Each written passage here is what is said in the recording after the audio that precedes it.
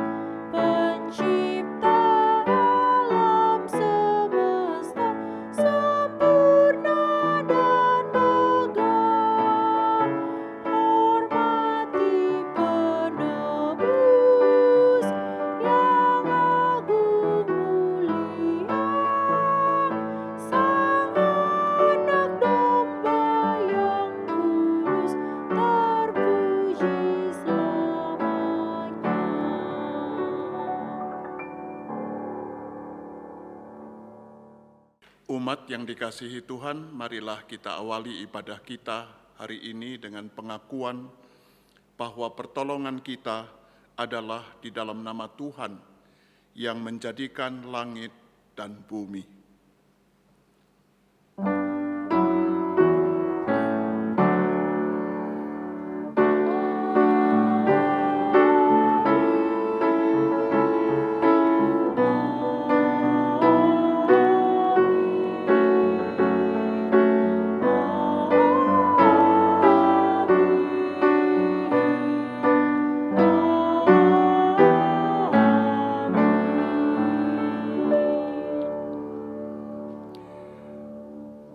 Tuhan beserta saudara. Dan beserta saudara juga. Umat yang terkasih, hari ini kita memasuki Minggu Kristus Raja. Minggu ini merupakan minggu terakhir dalam perputaran 1 tahun kalender liturgi. Seperti yang biasa kita lakukan di akhir tahun, hari ini kita pun hendak merefleksikan bagaimana Yesus Raja yang sejati telah sepenuhnya hidup dan berkuasa dalam perjalanan hidup yang telah kita lalui. Sudahkah karakter Yesus Kristus sebagai Raja Kasih tercermin melalui sikap hidup saling mengasihi? Sudahkah karakter Yesus Kristus sebagai jalan kebenaran tercermin melalui perilaku hidup kita yang benar? Alih-alih menempatkan Yesus sebagai Raja yang sejati, kadang kita menempatkan ego diri sebagai penguasa hidup. Kadang kita dengan mudah menghakimi orang lain, tapi kita lupa menilai diri sendiri. Kadang kita menuntut orang lain untuk berperilaku sesuai dengan standar dan kehendak kita, daripada menerima mereka dengan segala keberadaannya dan mengukur diri dengan standar Kristus. Kadang kita menuntut orang untuk berperilaku benar, tapi kita sendiri masih berkompromi terhadap dosa. Mari dengan kerendahan hati kita datang kepada Tuhan dengan segala keterbatasan dan kelemahan kita, memohon pengampunan dan pengasihan-Nya.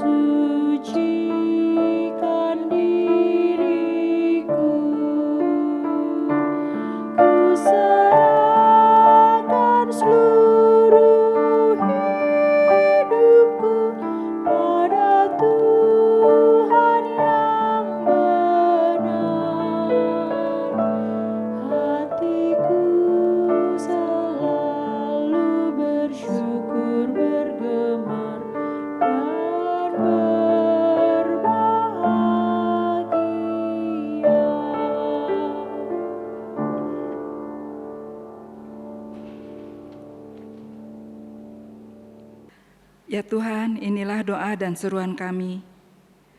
Kami menyadari segala dosa dan kekurangan kami yang menghalangi-Mu untuk berkuasa atas hidup kami. Sucikan kami ya Allah, Sang Jalan Kebenaran. Tunjukkanlah kami damai dan limpah rahmat-Mu, agar kami kembali hidup seturut kehendak-Mu dan di bawah kuasa kasih-Mu yang ajaib. Di dalam nama Tuhan Yesus Kristus, Sang Raja Sejati, kami berdoa dan memohon. Amin. Kasih Allah yang sejati telah mengalahkan murka akibat dosa yang kita perbuat. Pengampunannya membuat kita hidup kembali di bawah kuasa-Nya. Mika 7 ayat 18-19 menyatakan, "Siapakah Allah seperti Engkau yang mengampuni dosa dan yang memaafkan pelanggaran dari sisa-sisa miliknya sendiri, yang tidak bertahan dalam murka-Nya untuk seterusnya, melainkan berkenan kepada kasih setia? Biarlah Ia kembali menyayangi kita, menghapuskan kesalahan-kesalahan kita, dan melemparkan segala dosa kita ke dalam tubir-tubir laut. Di dalam Kristus Engkau telah diampuni. Di dalam Kristus Engkau pun telah diampuni. Damai Kristus bagimu." Damai Kristus bagimu juga.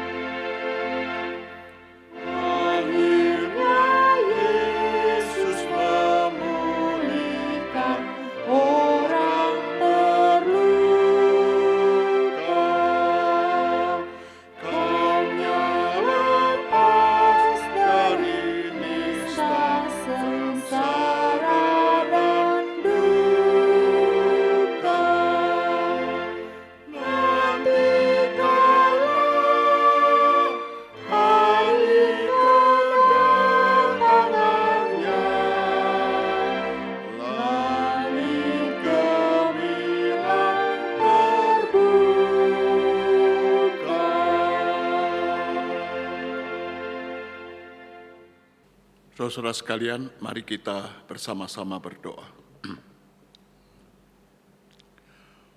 Tuhan Allah, Bapa kami yang Maha Kasih dan Maha Murah, Tuhan Sang Raja kehidupan kami, gereja-Mu. Kami bersyukur dan berterima kasih karena kami masih terpelihara dengan sempurna sampai sekarang ini. Kami berterima kasih karena kasih setia Tuhan yang mengatasi segala situasi dan kondisi kami, bahkan mengatasi masa pandemi yang belum juga berakhir ini. Hari ini, ya Tuhan, kami mau mendengar sabda Tuhan. Kiranya Roh-Mu yang kudus dengan kuat kuasa-Nya menyiapkan hati dan pikiran kami, supaya menjadi wahana yang baik dan pantas bagi firman yang suci itu ditaburkan. Kuat kuasa Roh-Mu yang kudus itu juga yang mendorong kami untuk menjadi pelaku dan pengamal yang baik dari firman-Mu itu. Sekarang ya Tuhan, bersabdalah kepada kami, karena kami siap mendengarnya. Di dalam nama Kristus Yesus, Raja kami, Sang Firman yang sejati itu. Amin. Bacaan pertama menurut Daniel 7 ayat 9-10 dan ayat 13-14. Sementara aku melihat tahta-tahta diletakkan, lalu duduklah yang lanjut usianya, pakaiannya putih seperti salju dan rambutnya bersih seperti bulu domba. Kursinya dari nyala api, dengan roda-rodanya dari api yang berkobar-kobar. Suatu sungai api timbul dan mengalir dari hadapannya, 1000 kali beribu-ribu melayani dia. Dan selaksa kali berlaksa-laksa berdiri di hadapannya. Lalu duduklah majelis pengadilan, dan dibukalah kitab-kitab. Aku terus melihat dalam penglihatan malam itu, tampak datang dengan awan-awan dari langit, seorang seperti anak manusia. Datanglah ia kepada yang lanjut usianya itu, dan ia dibawa ke hadapannya. Lalu diberikan kepadanya kekuasaan dan kemuliaan, dan kekuasaan sebagai raja. Maka orang-orang dari segala bangsa, suku bangsa, dan bahasa mengabdi kepadanya. Kekuasaannya ialah kekuasaan yang kekal, yang tidak akan lenyap, dan kerajaannya ialah kerajaan yang tidak akan musnah. Demikianlah sabda Tuhan. Syukur pada Allah.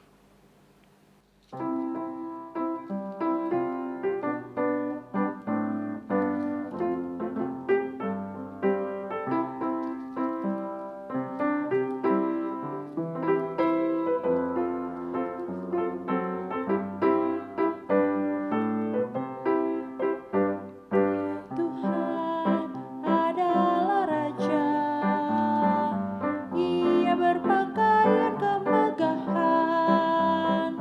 Tuhan adalah Raja, berikat pinggang kekuatan. Tuhan adalah Raja, Ia berpakaian kemegahan. Tuhan adalah Raja, berikat pinggang kekuatan. Sungguh dunia telah tegak, tak sedikit pun kan bergoyang. Dari dulu tatamu tegak, Kau telah ada sejak kekal. Tuhan adalah Raja, Ia berpakaian kemegahan. Tuhan adalah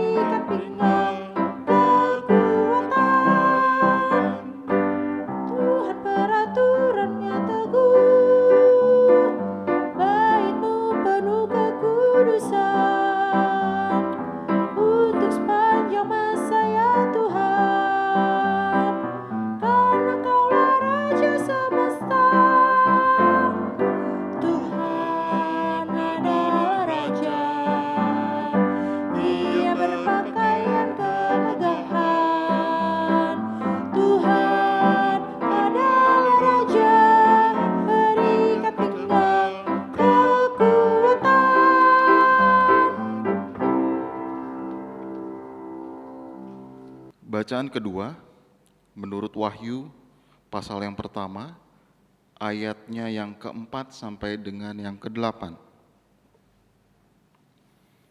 Salam kepada ketujuh jemaat. Dari Yohanes kepada ketujuh jemaat yang di Asia Kecil.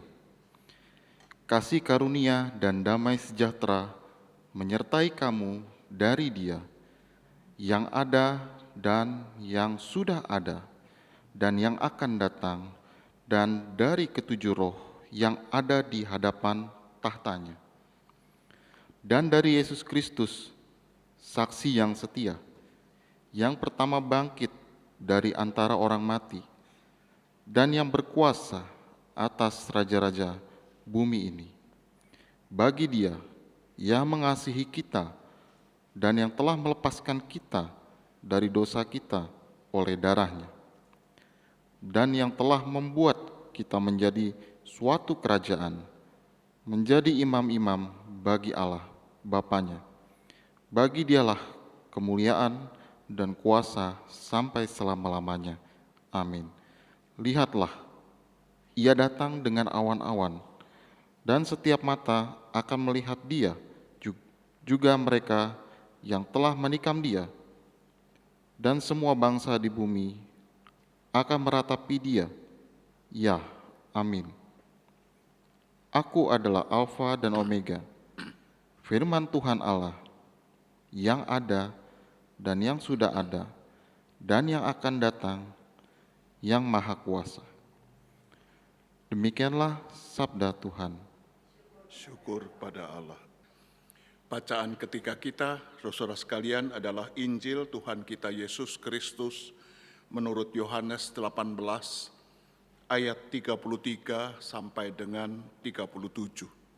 Maka kembalilah Pilatus ke dalam gedung pengadilan, lalu memanggil Yesus dan bertanya kepadanya, "Engkau inikah raja orang Yahudi?" Jawab Yesus, "Apakah engkau katakan hal itu dari hatimu sendiri? Atau adakah orang lain yang mengatakan kepadamu tentang aku?" Kata Pilatus, "Apakah aku orang Yahudi? Bangsamu sendiri dan imam-imam kepala yang telah menyerahkan engkau kepadaku. Apakah yang telah engkau perbuat?" Jawab Yesus, "Kerajaanku bukan dari dunia ini. Jika kerajaanku dari dunia ini, pasti hamba-hambaku telah melawan, supaya aku jangan diserahkan kepada orang Yahudi. Akan tetapi kerajaanku bukan dari sini." Maka kata Pilatus kepadanya, "Jadi engkau adalah raja?" Jawab Yesus, "Engkau mengatakan bahwa aku adalah raja.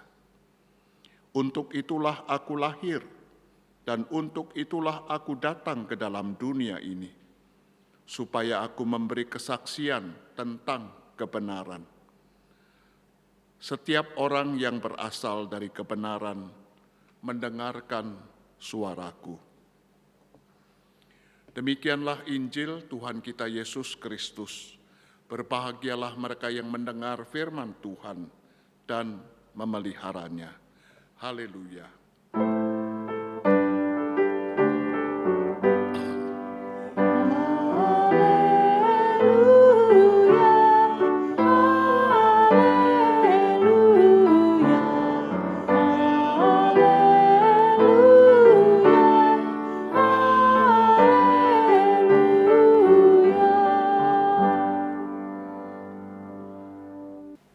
Umat yang dikasihi Tuhan Yesus, selamat hari Minggu lagi dan selamat berjumpa lagi dalam ibadah online kita untuk kesekian kalinya.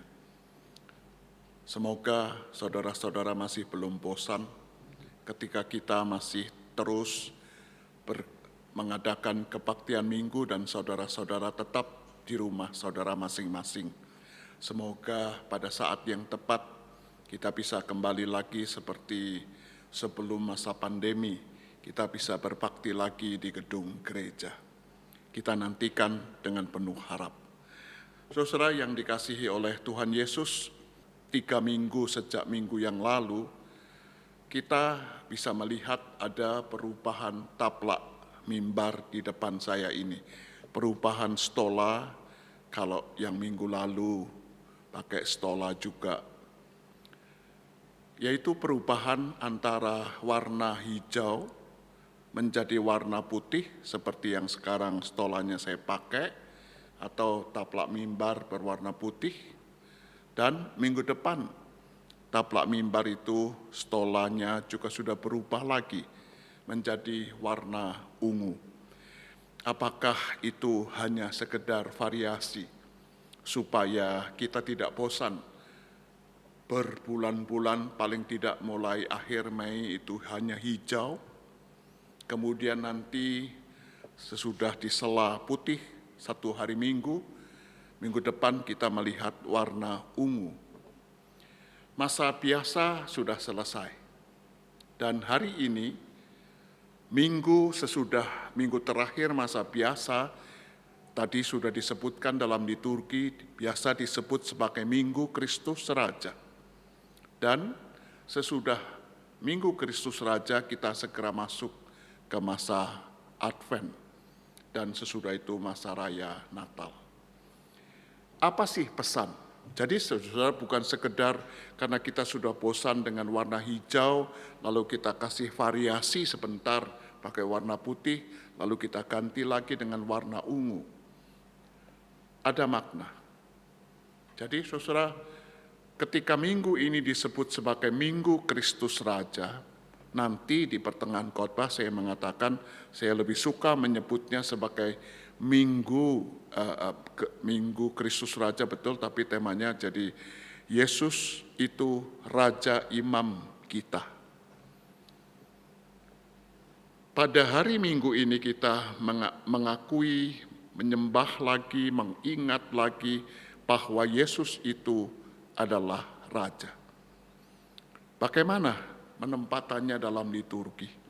Kalau kita menengok ke belakang, ke warna hijau yang panjang, biasa disebut sebagai masa biasa, kita mesti sadar bahwa ketika hari-hari hidup kita selama ini sampai minggu ini bisa berlangsung dengan baik, bisa berjalan dengan lancar, tentu pakai dinamika.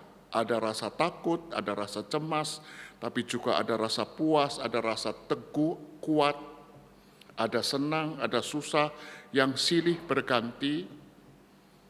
Maka semua yang kita alami sampai saat ini, itu semua terjadi karena Kristus Sang Raja itu sudah memelihara kehidupan kita, sudah menyelenggarakan hidup kita, menjamin kehidupan saya dan kehidupan saudara-saudara sampai sekarang ini.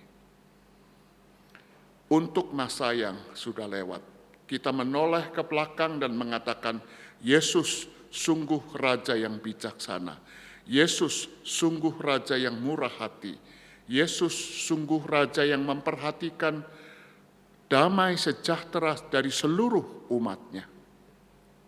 Bukan hanya umat Allah, malahan orang-orang yang tidak percaya kepada Dia, yang menolak Dia sekalipun, Dia sudah menjadi Raja yang baik. Tapi ketika kita melihat ke depan, ke masa Advent nanti dan masa Natal nanti, kepada kita diingatkan lagi bahwa yang kita peringati pada hari Natal nanti bukan sekedar seorang bayi, seorang yang tidak berdaya apa-apa, bayi mungil. Bukan, sebab bayi mungil yang diperingati pada waktu Natal itu sebenarnya juga adalah seorang raja. Ketika nanti dia sudah sekitar 2 tahunan, datanglah orang-orang Majus, kita semua ingat itu. Dan apa yang mereka katakan kepada Herodes? Kami mencari di mana raja yang baru itu lahir. Dan coba bayangkan, saudara-saudara, gambaran bahwa ada 3 orang tua, opa-opa yang kemudian sujud menyembah seorang anak berusia 2 tahunan. Tapi itulah sebuah peristiwa iman.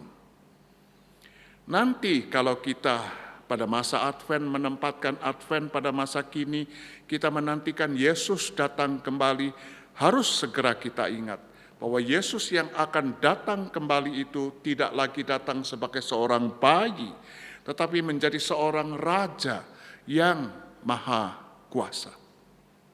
Jadi, kalau begitu apa yang mau dikatakan? Artinya pada seluruh kehidupan kita sampai nanti pada akhirnya, Dialah raja itu. Dialah raja yang sesungguhnya. Dialah raja yang dari sorga. Sebutannya boleh macam-macam. Kitab Wahyu atau kitab Daniel suka mengatakan sebagai orang tua yang rambutnya putih, jenggotnya putih, tapi mau mengatakan dia adalah seorang raja. Dalam kewibawaan buat orang-orang timur Asia Barat daya kuno, rambut putih, jenggot panjang berwarna putih itu melambangkan kebijaksanaan, melambangkan sebuah kewibawaan. Tapi juga Daniel mengatakan anak manusia mau menggambarkan siapa? Mau menggambarkan sang raja sorgawi itu. Raja-raja Roma suka menyebut dirinya anak dewa. Bahkan orang seperti Nero memaksa rakyatnya untuk menyembah dia menjadi Tuhan atas segala rakyatnya. Merasa bahwa seorang kaisar Roma itu kaisar yang maha kuasa. Dia bisa berlaku apa saja terhadap warga kekaisaran Roma. Mereka tidak pernah ingat bahwa betapapun hebatnya mereka, betapapun kuatnya, betapapun kejamnya mereka, betapapun disebut anak dewa, mereka tetap manusia biasa. Ketika sang maut itu datang kepada mereka, entah tidur dengan tenang atau mati terbunuh dalam sebuah peperangan atau karena kudeta berdarah, itu mau mengatakan, meskipun kamu menyebut dirimu anak dewa, kamu sebetulnya manusia biasa saja. Tetapi kitab Daniel, yang kemudian istilah itu sering sekali dipakai oleh Tuhan Yesus dalam Injil-Injil sinoptis, Matius, Markus, dan Lukas, menyebut Tuhan yang berkuasa itu sebagai anak manusia. Yang Tuhan, yang punya kuasa sebagai yang ilahi, yang dari sorga saja. Tidak sombong kok. Malah menyebut dirinya sebagai anak manusia. Bukan cuman manusia, anak. Jadi mau menunjukkan ketidakberdayaan, mau menunjukkan kerendahan. Tetapi sebetulnya mau mengatakan, lihatlah yang bukan ilahi, yang merasa diri anak dewa, semua mati, semua habis. Tapi yang dari sorga malah menyebut dirinya anak manusia. Saudara, itu kata yang sering disalah mengerti oleh banyak orang di luar kekristenan. Yesus kan bukan Tuhan. Coba baca, dia kan selalu menyebut dirinya anak manusia, bukan Tuhan. Padahal harus dibaca sesuai dengan konteksnya. Ketika kaisar-kaisar Roma yang manusia biasa itu menyebut dirinya sebagai anak dewa atau malah menyebut dewa, tapi mati habis. Maka yang Tuhan, yang ilahi, yang maha kuasa itu justru merendah, malah menyebut dirinya sebagai anak manusia. Saudara, jadi kalau begitu seluruh daur kehidupan kita, masa kehidupan kita, tidak satu saat pun di mana Dia tidak menjadi raja atas kehidupan saya dan saudara-saudara. Barangkali satu, dua, atau sebagian kecil dari kita bertanya, apa betul? Ya betul, Tuhan itu Maha Kuasa. Kenapa kalau betul Dia Maha Kuasa?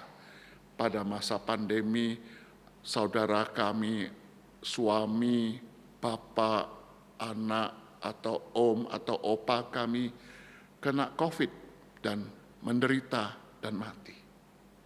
Kok tidak berbuat apa-apa? Barangkali betul itu terjadi.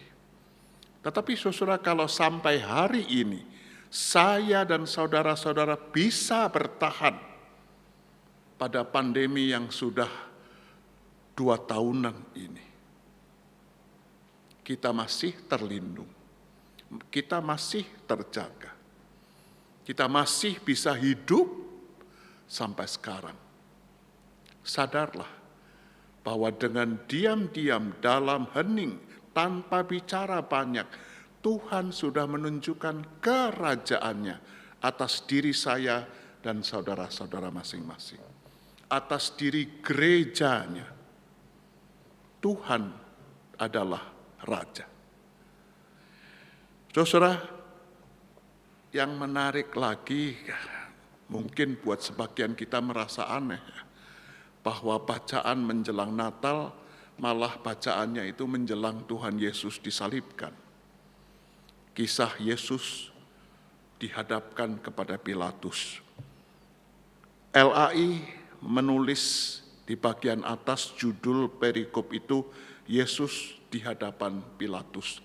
Tetapi saudara, kalau kita baca dengan cermat dan teliti, cerita Yesus berjumpa dengan Pilatus, rasanya kita sepakat untuk mengatakan bahwa judulnya keliru.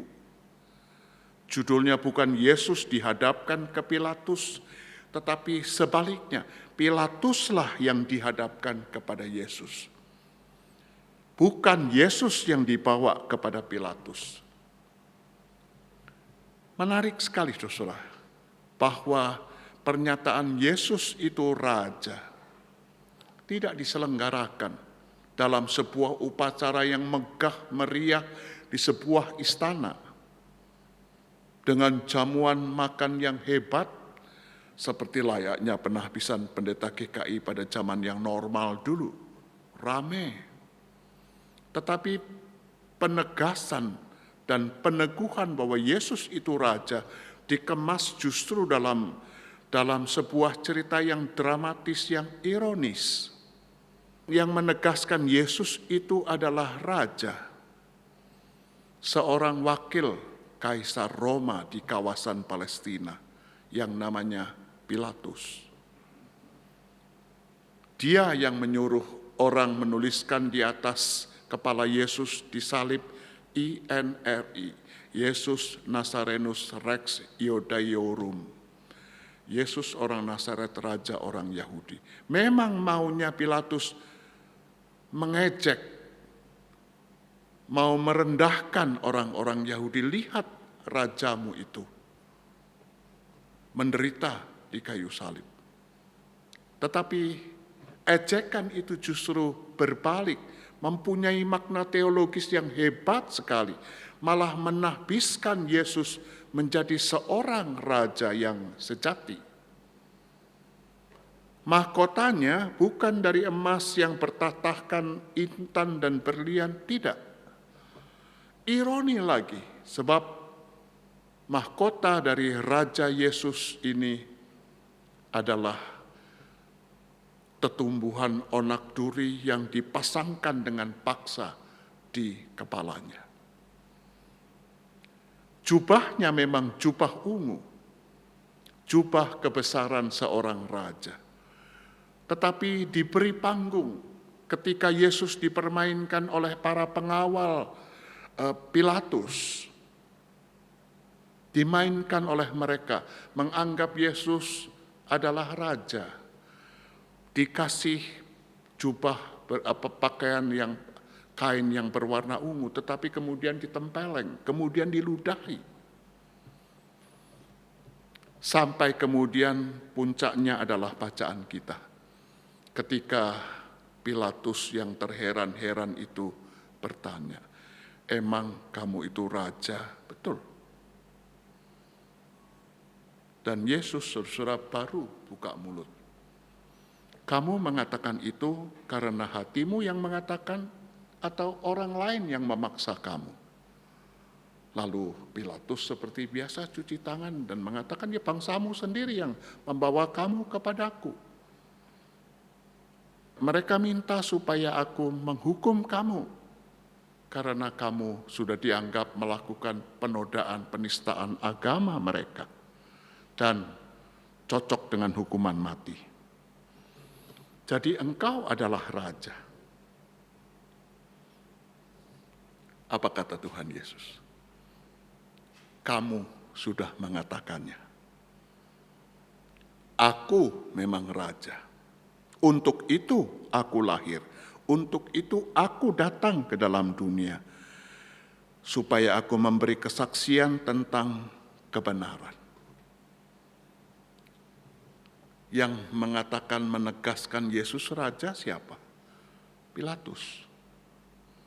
Lalu singgasananya di mana? Di mana tempat dia dilakukan pelantikan dia menjadi raja? Tidak di istana raja, tetapi di Bukit Golgota. Apa singgasananya? Singgasananya salib kayu yang kotor, yang kusam dan kejam itu. Saudara, ironi memang, tapi itulah cerita tentang raja yang dari sorga, yang berbeda sama sekali dengan raja-raja Romawi, yang merasa punya kekuasaan absolut, lalu mereka mendapatkan semua fasilitas, lalu mereka merasa bisa menentukan nasib seluruh bangsa, lalu mereka mau melanggengkan kekuasaan yang bergelimang dengan segala kenikmatan itu ke dinasti mereka, ke keturunan-keturunan mereka, entah dengan suksesi yang aman maupun dengan kudeta atau barangkali satu peperangan yang berdarah-darah antar saudara. Tapi raja yang satu ini memang berbeda. Jadi saudara, kalau kita mengaku bahwa Yesus itu raja kehidupan kita, ingatlah, dia tidak datang dengan segala kebesarannya. Dia tidak datang dengan segala kemuliaannya. Dia tidak datang dengan segala kekuatannya. Itu dikatakan kepada Pilatus, kalau aku dari dunia ini, aku bisa menyuruh hamba-hambaku membela aku, melawan kalian. Tapi aku bukan dari dunia ini. Yesus raja. Tetapi bukan seperti Raja Roma. Lalu kalau kita baca percakapan antara Yesus dan Pilatus, kita menjadi lebih heran lagi. Kenapa? Sebab kalau kita membaca cerita Yesus di hadapan Pilatus, baiklah kita ingat, Yesus lebih banyak diam. Yesus lebih banyak tutup mulut, tidak bicara apa-apa. Sampai Pilatus sendiri kebingungan. Sebab buat Pilatus yang biasa terjadi di muka dia adalah penjahat yang mau dijatuhi hukuman mati yang segera akan dieksekusi, lalu minta pengukuhan vonis yang terakhir dari Pilatus, itu biasanya meronta-ronta, biasanya memberontak, biasanya berteriak-teriak minta perhatian, mengaku kalau mereka tidak bersalah jadi korban. Padahal jelas orang-orang seperti Barabas, penjahat yang kejam. Biasanya mereka berusaha meronta-ronta minta supaya hukumannya dikurangi atau kalau bisa dibebaskan. Tapi orang yang satu ini, saudara-saudara, cuek banget. Dia seperti tidak peduli kepada nasibnya. Dia diam, dia bungkam, dia tidak bicara apa-apa di hadapan Pilatus. Sampai Pilatus bingung. Dan dia bertanya, apakah kamu tidak tahu kalau aku bisa menghukum kamu dan berkuasa melepaskan kamu? Baru Yesus bicara, kamu tidak berkuasa sama sekali terhadap aku. Yesus diam.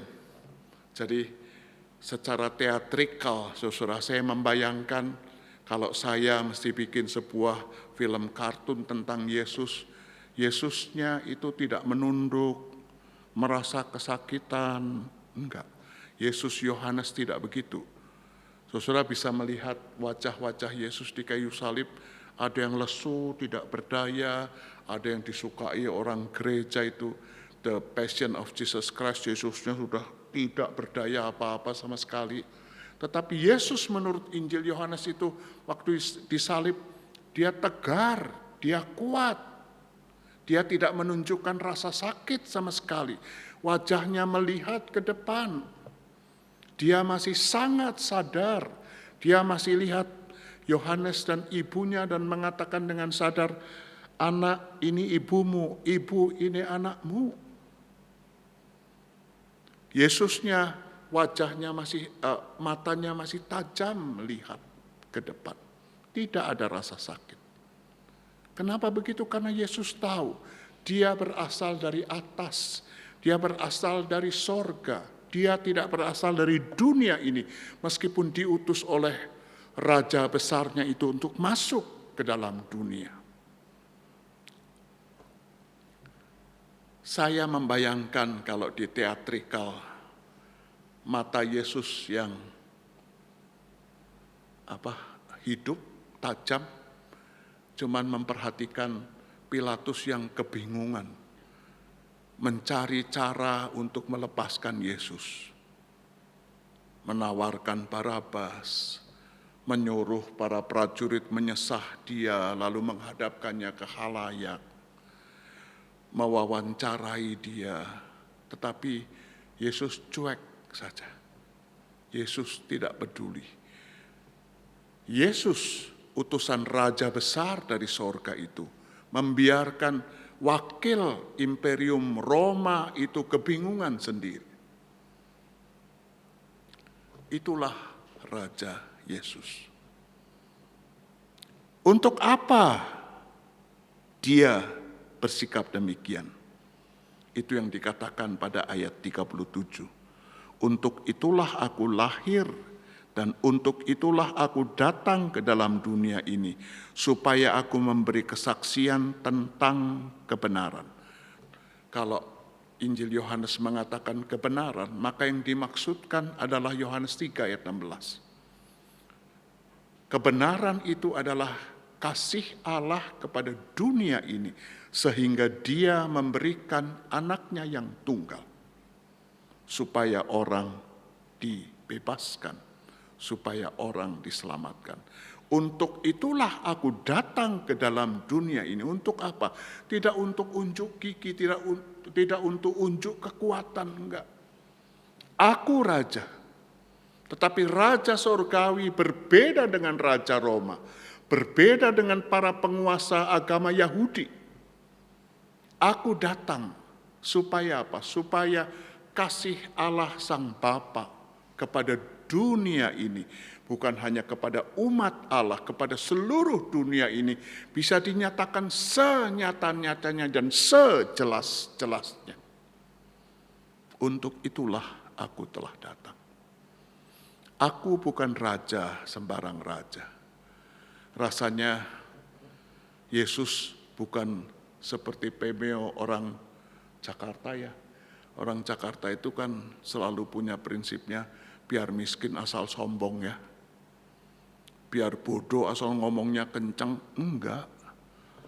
Dia justru tidak begitu, dia dari sorga punya kekuatan. Tetapi dia tidak menggunakan kekuatannya itu untuk kepentingan-kepentingan yang egois dan egosentris.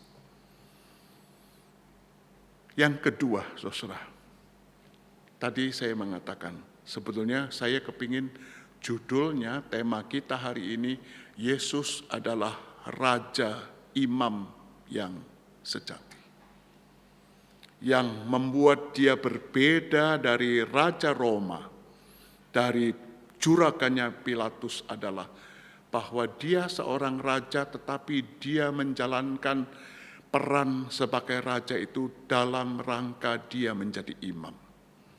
Menjadi imam, apa kerjaannya?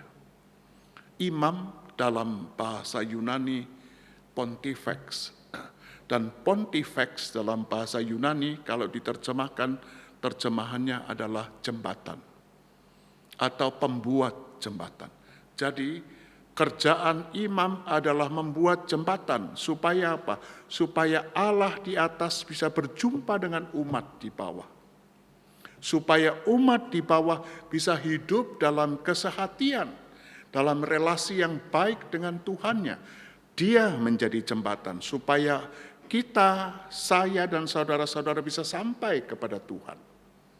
Tapi dia juga menjadi jembatan antara saya dan orang lain, antara kita dengan sesama kita. Dia menjadi jembatan itu. Kalau kita punya salib yang ada patungnya Tuhan Yesus tersalib, kelihatan sekali itu. Dia yang menghubungkan Tuhan dengan umat, dia yang menghubungkan orang satu dengan orang yang lain.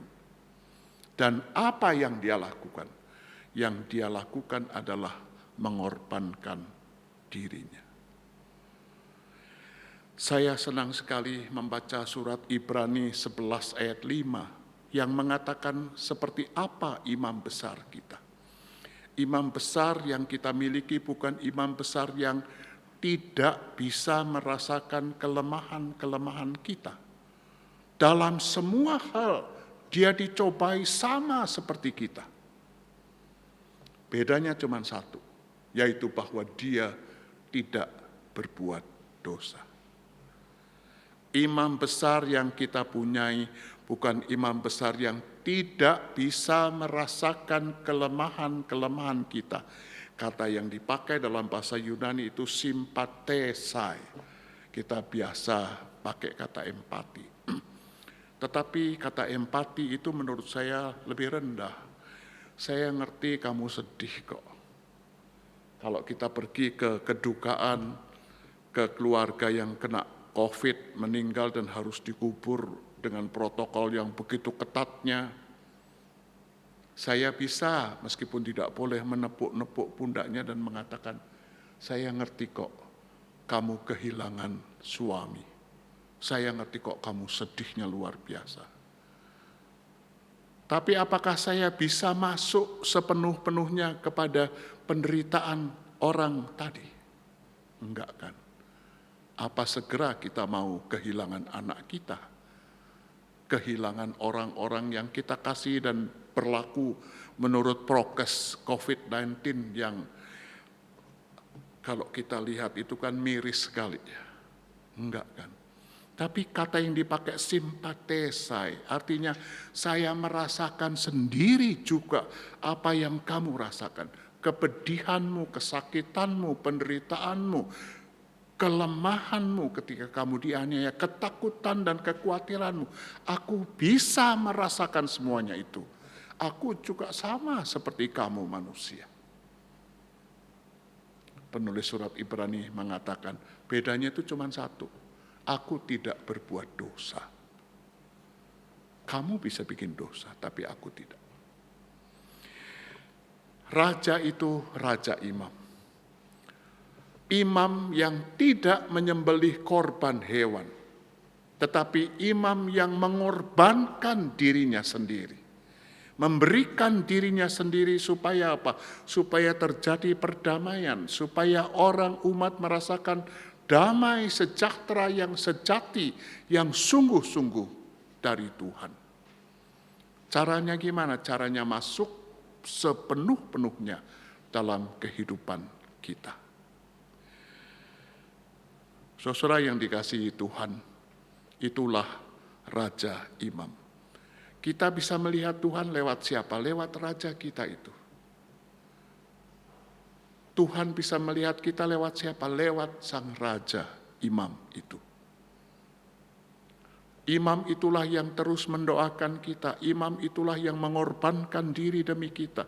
Tapi imam itu juga yang mewakili kita menaikkan doa-doa syafaat kepada Bapanya di sorga. Dan itu yang dilakukan oleh Raja imam yang sejati, Yesus Kristus.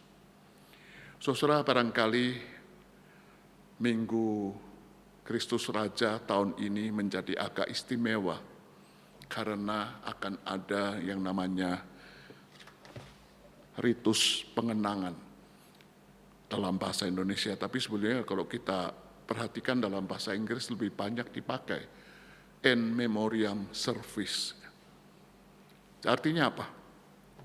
Artinya secara khusus kita mengenang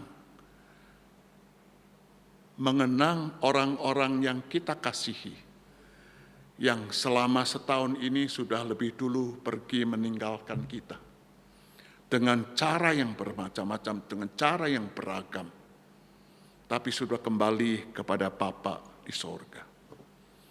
Kita mau mengenang lagi, tidak akan mendoakan mereka, sebab mereka sudah berada bersama-sama dengan Bapa di sorga. Tapi kita mau mengenang lagi orang-orang yang pernah dihadirkan Tuhan bersama-sama dengan kita dalam keluarga kita. Barangkali orang ini pernah menjadi ayah dari anak-anak, suami dari istri, barangkali menjadi eyang dari cucu-cucunya, barangkali menjadi kepala keluarga. Kebetulan hari ini yang ditulis namanya laki semua, bapak semua katanya, setahun ini. Tuhan sudah pernah hadir melalui mereka. Cinta kasih Tuhan, perhatian Tuhan pernah hadir melalui mereka dengan segala kekurangan, dengan segala kelemahan mereka. Pantaslah kita mengenangnya. Barangkali lebih penting lagi, kita menyadari lagi warisan iman yang diberikan oleh mereka kepada saya dan saudara-saudara sekalian. Tapi sekaligus kita menyadari bahwa kalau sampai sekarang ini kita masih eksis, kita masih ada. Saudara, jangan pernah pongah, jangan pernah sok, jangan pernah menepuk dada. Itu karena saya rajin olahraga, karena saya rajin minum suplemen, karena saya rajin berdoa. Bahwa berdoa itu bagus, bahwa olahraga itu bagus, bahwa saya menjaga kesehatan saya itu bagus. Iya.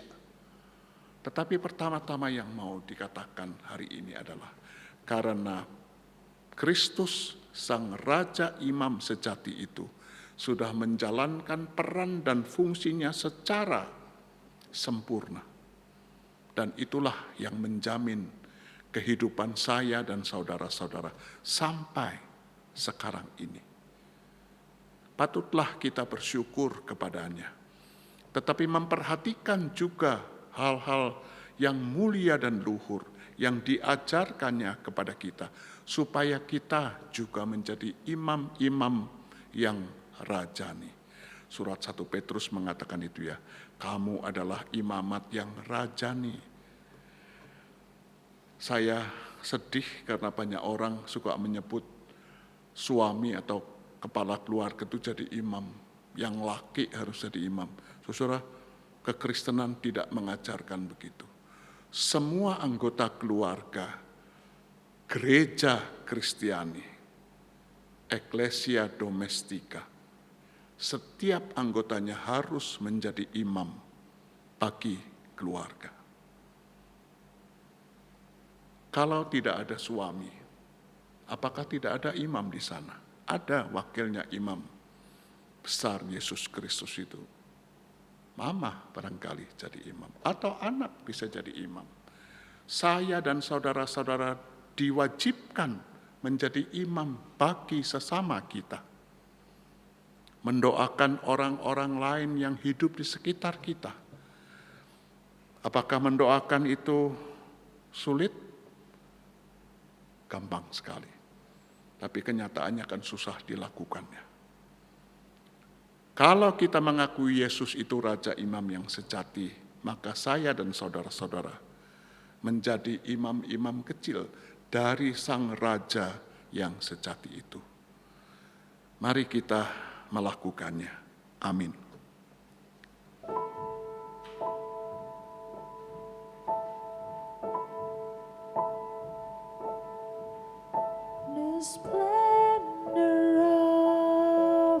King, clothed in majesty. Let all the earth rejoice. Let all the earth rejoice. He wraps himself in light,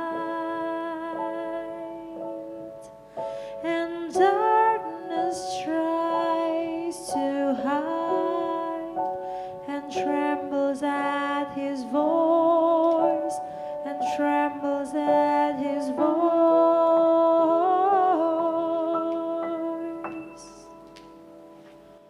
How great is our God? Sing with me, how great is our God, and all will see how great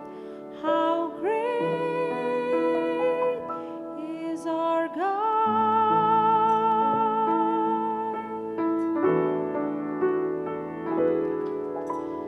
Edge to edge he stands, and time is in his hands, beginning and the end, beginning and the end. God had three in one. Father, Spirit, Son, the Lion and the Lamb, the Lion and the Lamb. How great is our God? Sing with me, how great is our God, and all will see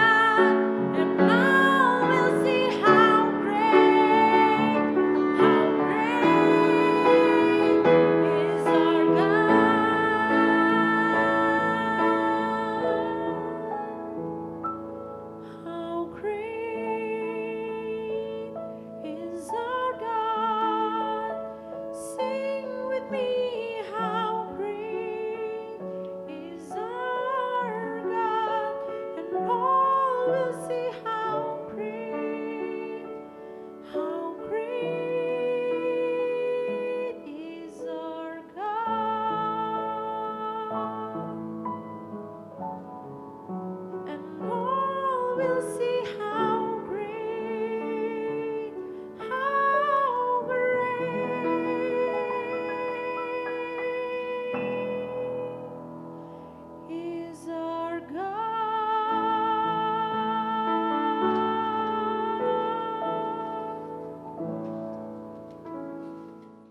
Marilah kita bersama dengan umat Allah di masa lalu, masa kini dan masa depan, mengingat janji baptisan kita dengan mengikrarkan pengakuan iman rasuli.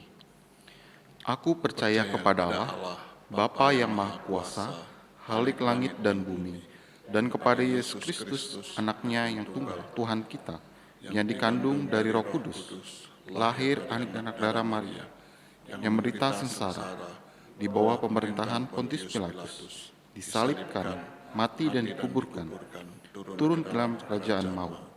Pada hari yang ketiga, bangkit pula dari orang mati, naik ke surga, duduk di sebelah kanan Allah, Bapa yang Maha Kuasa, dan dari sana ia akan datang untuk menghakimi orang yang hidup dan yang mati.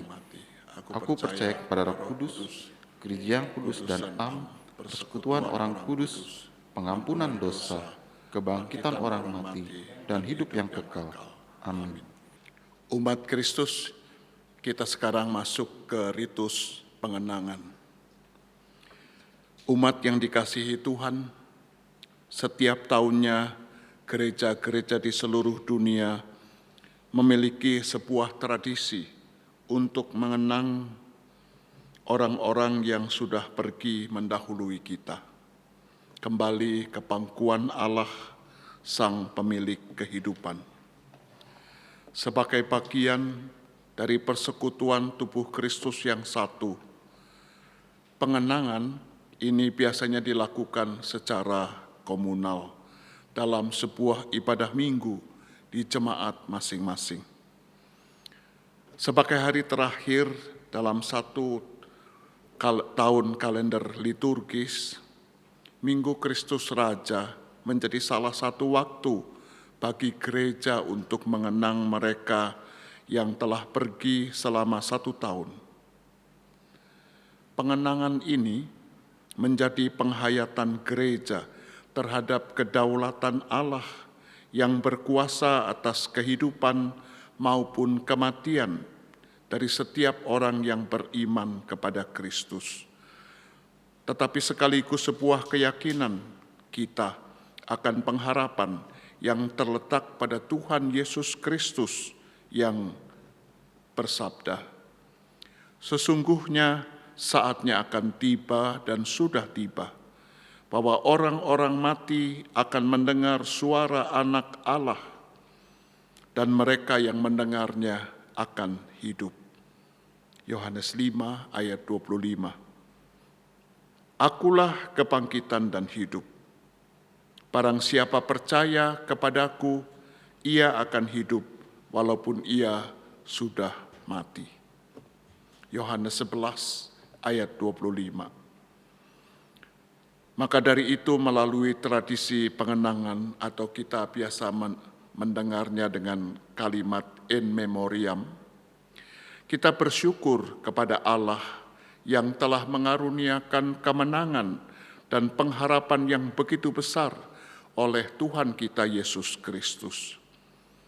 Gereja pun dapat mensyukuri setiap pekerjaan Tuhan yang hadir semasa orang-orang yang kita kasihi ini masih hidup dan meninggalkan kepada kita teladan hidup di dalam iman bagi setiap kita yang masih berada di dunia ini.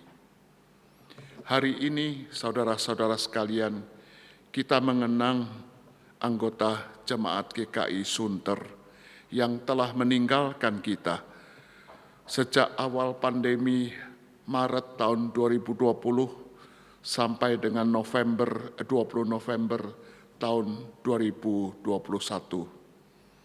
Mereka ini adalah Bapak Suhanto yang meninggal tanggal 5 Juni tahun 2020. Bapak Joni Sirait yang meninggal tanggal 9 Juni 2020. Bapak Marinus Siliwu yang meninggal tanggal 2 November tahun 2020. Bapak Ati Susansi yang meninggal tanggal 12 November tahun 2020. Bapak Jamie P. Pan yang meninggal tanggal 23 November 2020. Bapak Freddy Syahai Latua yang meninggal tanggal 31 Desember tahun 2020. Bapak Daniel Hendra K. yang meninggal tanggal 1 Januari 2021 dan Bapak Yosep Rudianto yang meninggal tanggal 11 Mei tahun 2021.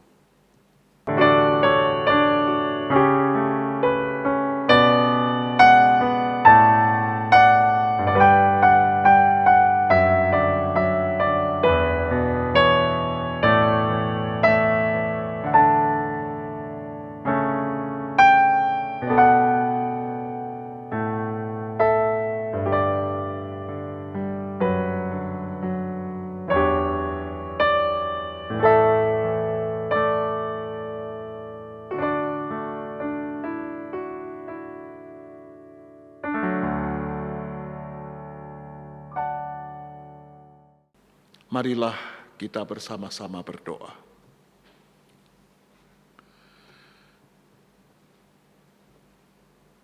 Ya Allah, Tuhan bagi kami yang masih hidup maupun yang sudah mati, kami memuji nama-Mu yang kudus atas kasih dan pemeliharaan-Mu pada setiap hamba-Mu yang telah meninggalkan kehidupan duniawi ini.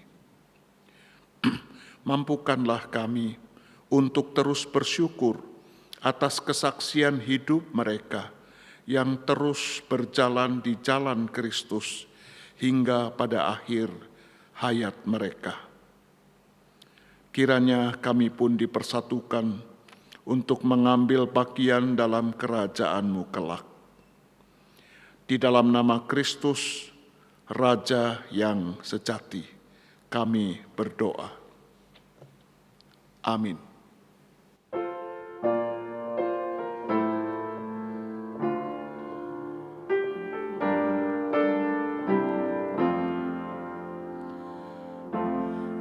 Karena jemaat di sorga mulia yang telah bersaksi di dalam dunia, nama-Mu Yesus dimuliakanlah. Haleluya, haleluya.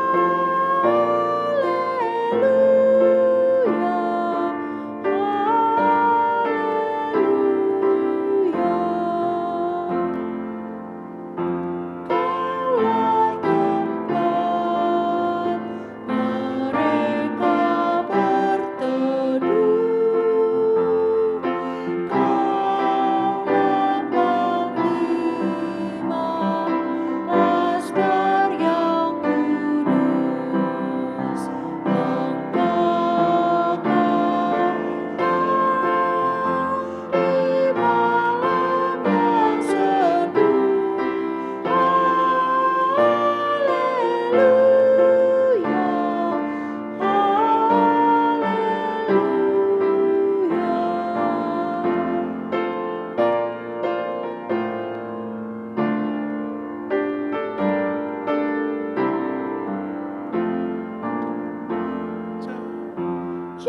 Jadikan kami juga beriman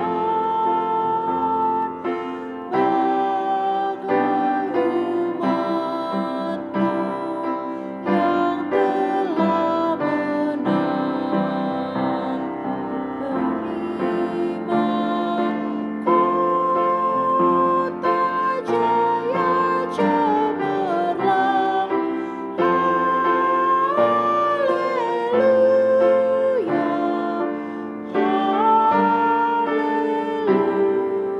haleluya.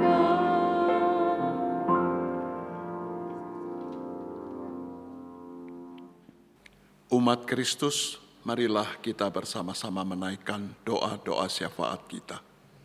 Marilah kita berdoa. Tuhan Yesus, Raja Imam yang sejati, hari ini kami menyanjung-Mu kembali, kami memuji dan memuja-Mu. Kami bersyukur dan berterima kasih karena Engkau sudah menjadi Raja Imam yang sejati dan sempurna bagi kami, orang-orang yang mengimanimu.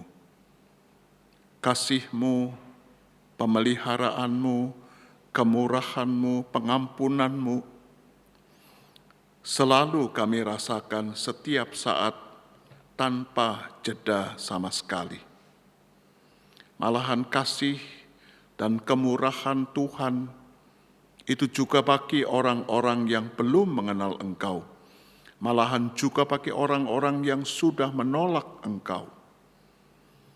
Engkau sudah menjadi Raja ilahi yang sempurna dan sejati, yang membedakan Engkau dengan raja-raja duniawi yang lain. Kami berterima kasih karena hari ini kami bisa melihat melalui kacamata Tuhan sebagai Raja Gereja, Raja hidup kami yang sejati, hari-hari hidup yang sudah kami lewati. Tetapi kami melihat hari-hari ke depan kami dengan penuh harap. Ketika kami akan masuk ke masa Advent dan masa Raya Natal, kami bisa mengharapkan kedatangan-Mu kembali sebagai Raja yang sejati dan menunjukkan kekuasaan yang mutlak tanpa batas itu pada waktunya. Kami bersyukur dan tetaplah Engkau menjadi Raja Imam atas kehidupan kami. Terima kasih karena pengorbanan-Mu membuat hubungan kami dengan Allah Bapamu menjadi serasi kembali, pulih, dan kami bisa merasakan damai sejahtera itu.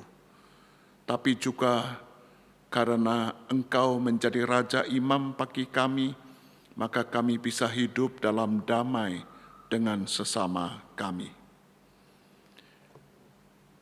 Hari ini perkenankan kami menaikkan beberapa doa syafaat kami. Kami tetap mau berdoa untuk upaya pengakhiran masa pandemi COVID-19. Ya Tuhan, kami berdoa supaya upaya keras dari pemerintah khususnya mendapat sambutan yang sepantasnya dari seluruh lapisan masyarakat.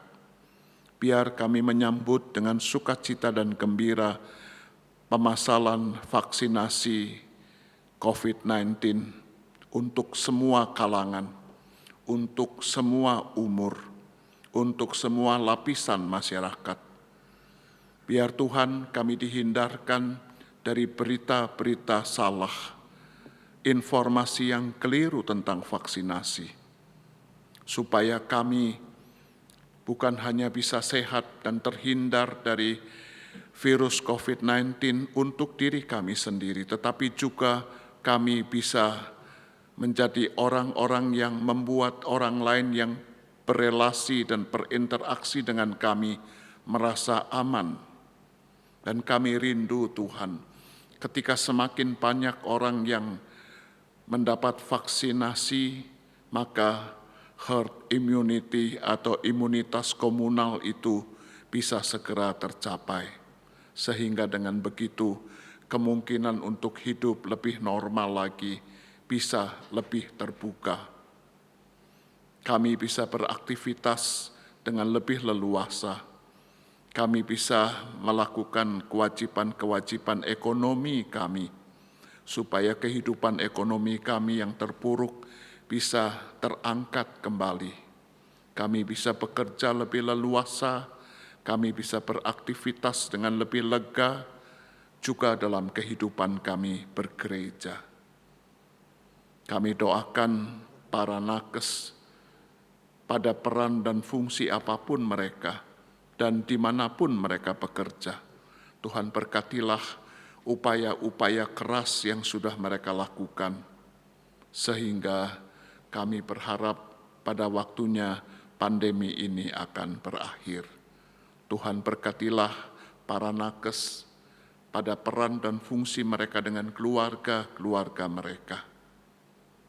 Tuhan hindarkan mereka dari penyakit dan segala macam penyakit, bahkan di luar COVID-19 sekalipun. Hari ini kami juga mau berdoa untuk Jemaat GKI Sunter. Kami mau berdoa untuk semua kegiatan jemaat ini, baik majelis jemaat maupun badan-badan pelayanan jemaatnya. Tuhan, dalam segala keterbatasan kami, Tuhan berkatilah kami, supaya dengan kreativitas yang dari Tuhan, kami bisa melakukan kegiatan-kegiatan yang bermanfaat, yang berguna, untuk terus mengikat persekutuan persaudaraan satu sama lain, sambil terus membina hidup kami beriman kepadamu. Tuhan, tambahkan kreativitas kepada para penatua, kepada pendeta, dan kepada para fungsionaris badan pelayanan jemaat, supaya pada masa sulit ini pun mereka bisa terus bekerja dengan sukacita, mereka bisa bekerja dengan semangat, dan terus melayankan pekerjaan-pekerjaan Tuhan, khususnya untuk jemaat GKI Sunter, di mana mereka menjadi bagiannya. Kami doakan saudara-saudara kami yang sedang sakit, di tempat mereka masing-masing, pada kondisi yang berbeda-beda. Tuhan, meskipun mereka di tempat yang berbeda, penyakit yang berlainan, dalam kondisi yang berbeda, tapi mereka punya kerinduan yang satu dan sama, yaitu dibebaskannya mereka dari penderitaan mereka, dan disembuhkannya mereka dari sakit penyakit mereka, sehingga kesehatan mereka bisa pulih kembali. Kami bersatu hati mendukung kerinduan mereka itu untuk Tuhan kabulkan. Ya Tuhan, dengarlah seruan mereka minta tolong, dengarlah seruan mereka memohon berkat Tuhan, dan seruan mereka untuk minta kesembuhan dari Tuhan. Kiranya Engkau kuatkan mereka, Engkau tabahkan mereka, Engkau beri pengharapan tetap hidup, tetapi iman juga yang terus bernyala-nyala kepada Tuhan. Kami doakan keluarga-keluarga yang merawat mereka. Tambahkanlah kasih lebih banyak, berikan kesehatan yang sempurna, berikan hikmat dan ketabahan. Tapi lebih dari itu juga Tuhan, tambahkanlah berkat-berkat finansial yang sangat mereka butuhkan untuk membiayai pengobatan dan perawatan bagi orang-orang yang mereka kasihi. Kami mau bersyukur dan berterima kasih bersama-sama dengan mereka yang bertambah usia, mereka yang berulang tahun. Kalau kami menyebut angka umur kami harus menyebut pertama-tama bahwa Engkau yang Tuhan yang sudah setia kepada kami, bahwa Engkau adalah Raja Imam yang sangat sempurna bagi kehidupan kami. Kami tidak ragu lagi masuk ke tahun yang baru dari kehidupan kami, karena Engkau sudah terbukti dan teruji menyertai dan melindungi kami. Kami berbahagia dan bersukacita karenanya. Tuhan Yesus, perkenankan kami mengucapkan doa yang sudah Tuhan ajarkan kepada kami. Demikian, Bapa kami yang di sorga, dikuduskanlah namamu, datanglah kerajaan-Mu, jadilah kehendak-Mu di bumi seperti di sorga. Berikanlah kepada kami pada hari ini makanan kami yang secukupnya, dan ampunilah kami akan kesalahan kami, seperti kami juga mengampuni orang yang bersalah kepada kami. Janganlah membawa kami ke dalam pencobaan, tapi lepaskanlah kami dari yang jahat. Karena Engkaulah yang punya kerajaan, kuasa, dan kemuliaan sampai selama-lamanya. Amin. Marilah kita mensyukuri pemeliharaan Kristus Sang Raja sejati dalam setiap langkah perjalanan hidup kita melalui persembahan. Firman Tuhan dalam Mazmur 57 ayat yang ke-10, Aku mau bersyukur kepadamu di antara bangsa-bangsa, ya Tuhan, aku mau bersyukur bagimu di antara suku-suku bangsa, sebab kasih setiamu besar sampai ke langit, dan kebenaran-Mu sampai ke awan-awan. Saudara-saudara dapat memberikan persembahan dengan mengirimkan atau mentransfer persembahan saudara-saudara. Persembahan saudara juga dapat dikumpulkan di dalam amplop untuk kemudian dibawa ke gereja saat kita bisa kembali beribadah di gedung gereja.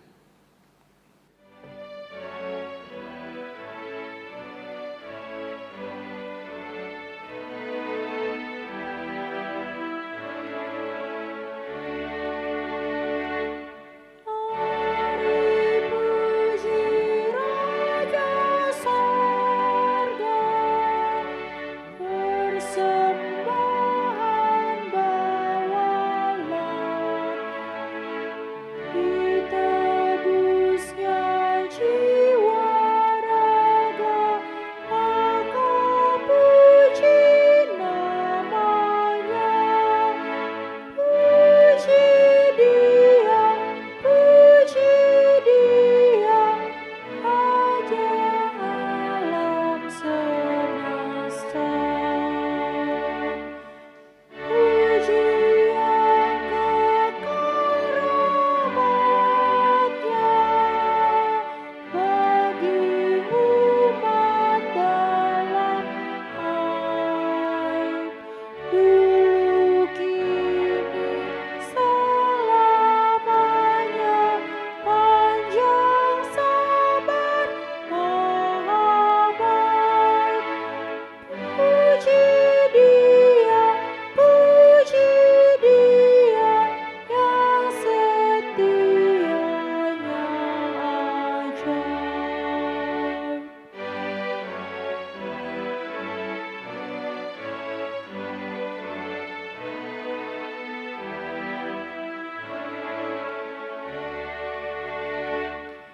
Bagai Bapa yang penyayang, siapa kita Ia tahu.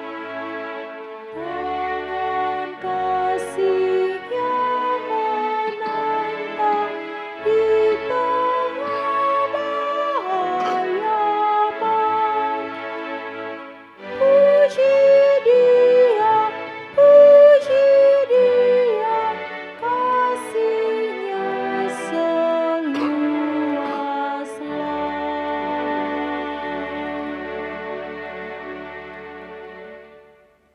Mari saudara, kita bawa persembahan kita di dalam doa.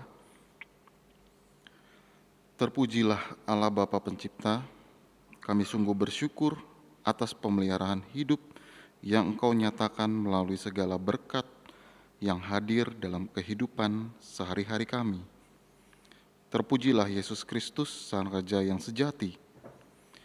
Di dalam kuasa-Mu yang tak terbatas, Engkau menyatakan berkat melalui firman yang membimbing kami untuk selalu hidup benar. Di dalam bimbingan dan kuasa Roh Kudus, saat ini kami membawa persembahan sebagai tanda ucapan syukur kepadamu. Kiranya gereja dapat mengelola persembahan ini untuk menyatakan kehidupan bagi sesama dan dunia. Di dalam nama Allah Bapa dan Kristus Putranya dan persekutuan Roh Kudus kami berdoa. Amin. Umat Kristus, ingatlah selalu bahwa Tuhan Yesus Kristus adalah Raja sejati, baik bagi orang yang hidup maupun yang mati. Kuasailah hidup kita dengan teladan kehidupannya, melalui sikap, karakter, maupun tutur kata yang mencerminkan kebenarannya.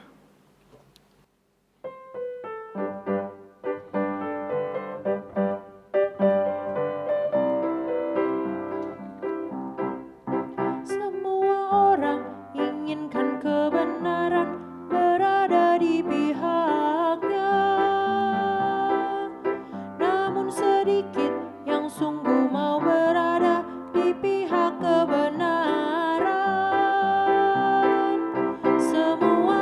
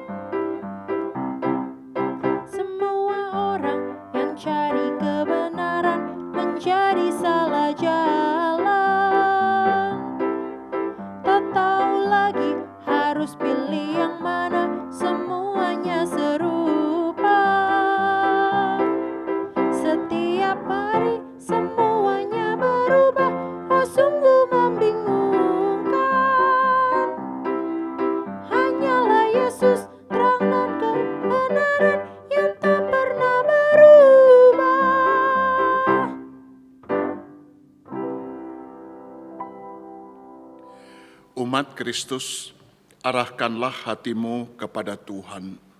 Kami mengarahkan hati kami kepada Tuhan. Jadilah saksi Kristus. Syukur kepada Allah, Terpujilah Tuhan, kini dan selamanya. terimalah sekarang berkat-Nya. Tuhan memberkati engkau dan melindungi engkau. Tuhan menyinari engkau dengan wajah-Nya dan memberi engkau kasih karunia. Tuhan menghadapkan wajah-Nya kepadamu dan memberi engkau damai sejahtera.